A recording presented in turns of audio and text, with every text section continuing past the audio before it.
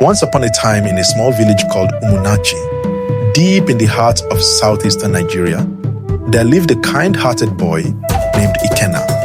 He was 15 years old, the only son of his widowed mother, Mama Nena, who sold roasted yam by the roadside.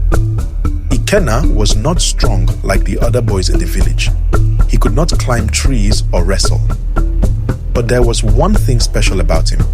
He could hear the voice of the forest. Every morning before the sun rose, Ikenna would go into the forest to fetch firewood for his mother. While others feared the dark forest, Ikenna felt peace there. Sometimes he would stop and listen, and he could swear the trees whispered secrets to him. Birds seemed to sing his name, and the wind would blow softly around him like a friend. One day, while walking deeper into the forest than ever before, Ikenna stumbled upon an old broken talking drum hidden under dry leaves. It was unlike any drum he had seen. As soon as he touched it, the ground trembled slightly and the air around him grew warm. Suddenly, the drum spoke. "Ikenna, you have found me. The time has come." He dropped the drum and ran home, heart pounding. That night, he told his mother what happened. Mama Nena looked at him carefully and said, "Your grandfather once spoke of a magical drum, Libandu, the drum of life. It chooses only those with a pure heart." I thought it was just an old story. From that night, Ikenna began to hear the drum in his dreams. It called to him gently, showing him visions of a dying tree in the center of the village, its leaves falling, its roots dry, and the land around it cracking. The next morning, the village woke up to a strange sight.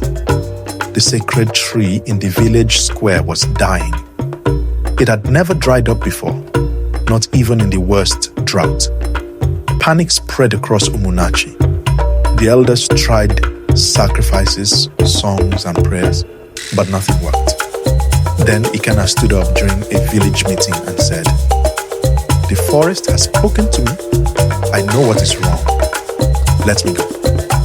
The villagers laughed. "This is not a child's matter." One man said, "This is a spiritual attack." Another cried. But the oldest elder, Pa Obioma, looked closely at Ikenna and said, "Let him speak." Ikenna told them about the talking drum, the dream, and what he felt. The village fell silent. Some were scared, some curious. Pa Obioma finally said, "If the drum of life has truly spoken to this boy, then he must follow it. Ikenna, go. May the spirits guide you." That night, Ikenna returned to the forest. The drum was waiting for him, glowing slightly under the moonlight. "Ikenna," it said, "the land is cursed. Long ago, a secret was buried under the sacred tree. If you want to save your people, you must dig up the past." Ikenna stared at the glowing drum. He was afraid, but also ready. He picked up the drum, placed it over his shoulder, and began the journey that would change his village forever.